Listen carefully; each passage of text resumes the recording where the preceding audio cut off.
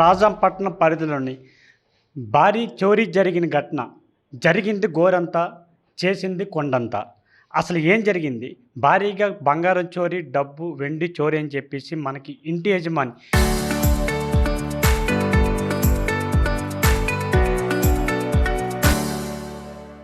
ఎవరైతే ఉన్నారో అప్పలరాజు అయితే మనకైతే చెప్పడం జరిగింది. అదంతా బూటకము, అంత కాదు, జరిగిందే గోరంతా, చెప్పింది కొండంతనైతే మాత్రం ఈరోజు రాజాం పోలీసులు తేల్చి చెప్పే పరిస్థితి కనిపించింది.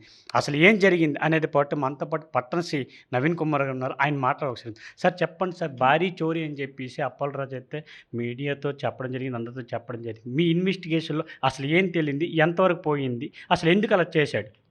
యాక్చువల్‌గా అండి అది జరగడం అయితే అఫెన్స్ జరగడం అనేది వాస్తవం. ఎందుకంటే వీళ్ళు క్యాంప్ వెళ్లారు. అది కూడా వెరిఫై చేస్తున్నాం. వీళ్ళు ఒక 4 డేస్ అయితే ఇంట్లో లేరు. సో, ఈ ఈ మధ్యలో సమ్ అఫెన్స్ అయితే జరిగింది.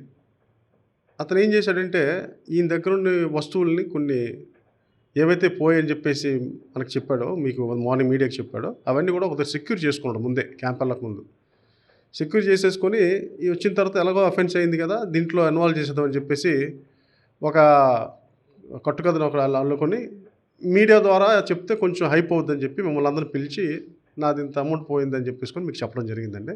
అయితే యాక్చువల్‌గా అయితే మా ఎంక్వైరీలో అయితే అదంతా ఆయన దగ్గర ఉంది. ఆయన వేరే దగ్గర ఉంచాడు. అది ఆయనకి హ్యాండ్ ఓవర్ చేసాం. మామూలుగా వాస్తవంగా జరిగిందైతే మాత్రం ఇది హౌస్ బ్రేకింగ్ అయింది. Inmates absent. దాంట్లో 10,000 రూపీస్ మాత్రమే పోయాయండి. ఒక ల్యాప్‌టాప్ పోయింది. దాని మీద కేసు రిజిస్టర్ చేసాం. అది ఇన్వెస్టిగేషన్ చేస్తామండి.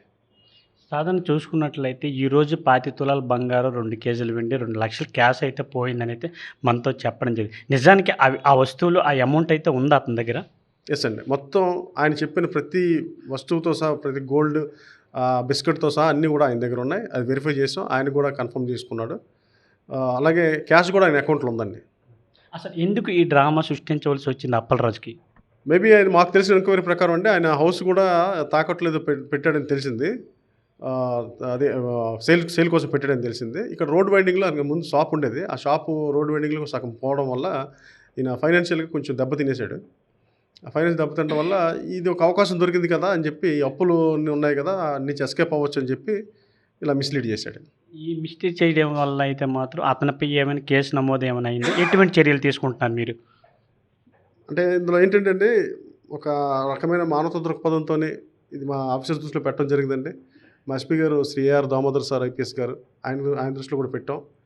ఒకసారి వార్న్ చేయండి పబ్లిక్‌కి, ఇలా ఊరకనే పోలీస్‌కి హైక్ చేసి దాన్ని ఎగ్జాగరేట్ చేసి చెప్తే అది మిస్‌లీడ్ అవుద్ది అని చెప్పారు. జస్ట్ వార్న్ చేస్తున్నామండి. ఎందుకంటే ఆయన ఫైనాన్షియల్ చితికిపోయి ఉన్నాడు కాబట్టి మేము ఇటువంటి టైంలో జస్ట్ ఒక హ్యూమానిటీ గ్రౌండ్‌లో మేము కేసు అయితే రిజిస్ట్రేషన్ చేసాం. బట్ కాకపోతే ఆయన మీద అయితే ఎటువంటి యాక్షన్ తీసుకోవట్లేదు. అసలు చూసుకున్నట్లయితే ఆయనకి అసలు ఎందుకు ప్రధానంగా ఈ సమస్య తేవడం జరిగింది? అసలు అక్కడ చోరీ జరగడం వాస్తవమని మీరు చెప్తున్నారు. ఏమేమి వస్తువులు పోయాయి అక్కడ? ఓన్లీ 10,000 రూపీస్ క్యాష్ అండి. ఒక ల్యాప్‌టాప్ అంతే. మనకి ఏం పోలేదక్కడ. ఆల్ వెండి అంతా కూడా పూజా గదిలో ఉన్న వెండి అంతా కూడా అక్కడే ఉంది. ప్లస్ ఈయన చెప్పిన ఒక ప్లేటు, చెంబు వెండికి సంబంధించి ఒక 2 కేజెస్ ఉన్నాయి. అవి ఆయన దగ్గర ఉన్నాయండి. ఆయన ఒక దగ్గర పెట్టుకున్నాడు. అవన్నీ ఉన్నాయి. ఈ ఫైనాన్షియల్ కోసమే, తప్పించుకోవడం కోసం ఈ డ్రామా అంతా ఆడారంటారా? మేము అనుకుంటున్నాం అలానే. మరి మేబీ ఎందుకంటే మా ఎంక్వైరీలో అయితే మాత్రం ఆయన సేల్‌కి పెట్టాడని తెలిసింది హౌస్. ఇదేదో ఆయన దువ్వాడ అయితే వెళ్ళిపోదాం ఆళ్ళ అత్తగారింటికి అని ప్లాన్ ఉన్నాడని తెలిసింది. ఇక్కడ పరిస్థితి చూసుకున్నట్టయితే ఏదైతే ఇంటి దొంగని ఈశ్వరుడైనా పట్టలేరు అంటారు కానీ ఆ ఇంటి దొంగ సంబంధించి అక్కడ జరిగింది గోరంతా, చెప్పింది ఆ ఇంటి ఓనర్ కొండంత చెప్పాడు. కానీ ఇక్కడ పోలీసులు అయితే మాత్రం ఆ ఇంటి దొంగనైతే మాత్రం అతి తక్కువ టైంలోనైతే పసిగట్టి అయితే మాత్రం ఈ కేసునైతే ఛేదించే పరిస్థితి కనిపించింది. సాధారణ చూసుకున్నట్లయితే ఆ వ్యక్తి ఎవరైతే అప్పలరాజు ఉన్నాడో గత నెల 28వ తారీఖుని తీర్థయాత్రలకు వెళ్ళడం అయితే వాస్తవమే. ఆ వాస్తవంలో అందులో భాగంగా అయితే మాత్రం తిరిగి క్రమంలో ఇంటికి వచ్చేసరికి అయితే మాత్రం ఇంటి చోరీ జరగడం వాస్తవం. అయితే అక్కడ పోయిందైతే మాత్రం 10,000 క్యాష్, ఒక ల్యాప్టాప్. ఆయన తప్పించుకోవడానికి ఫైనాన్షియల్‌గా చిన్న అయితే సమస్యలు ఉన్నాయి.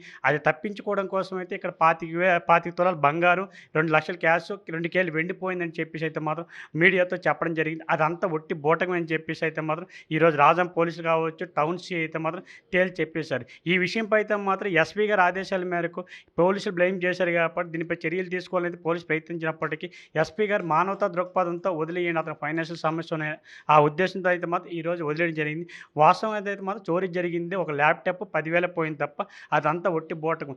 ఇటువంటి నాటకాలకి ఎవరైనా ప్రయత్నించేస్తే మాత్రం కఠిన చర్యలు తీసుకుంటామని పోలీసులు అయితే మాత్రం హెచ్చరించడం జరిగింది. ఏదేమైనా సరే ఎవరైనా ఊర్లకెళ్ళేటప్పుడు, యాత్రలకెళ్ళేటప్పుడు మాత్రం పోలీసులు ఒకటే చెప్తారు. మాకైనా చెప్పండి. లేకపోతే మీ పక్కింటి వారికి చెప్పండి. దానిపై అయితే మేము దృష్టి పెడతాం. ఆ ఇంటి మీద నిఘా పెడతాం అని చెప్పేసి పోలీసులు చెప్పడం జరిగింది. ఈ విషయంపై అయితే మాత్రం తగు జాగ్రత్త తీసుకోవాలంటే పట్టణ వాసులకైతే, చుట్టుపక్కల ఉన్నోళ్ళకైతే మాత్రం పోలీసులు చెప్పే పరిస్థితి. ఈ విషయంపై అయితే మాత్రం కేవలం ఆ ఫైనాన్షియల్‌గా తప్పించుకోవడం కోసం ఈ డ్రామా కట్టుకథలు ఆడారని చెప్పేసి ఈరోజు రాజం పోలీసులు చెప్పే పరిస్థితి కనిపించింది. ఇంకా ల్యాప్‌టాప్ 10,000 పోయిందంట. అది జరిగిందా లేదా దాని మీద కూడా దర్యాప్తు చేసే పరిస్థితి కనిపించింది. రాజంపట్నం నుంచి సురేష్ ఆర్‌టీవీ.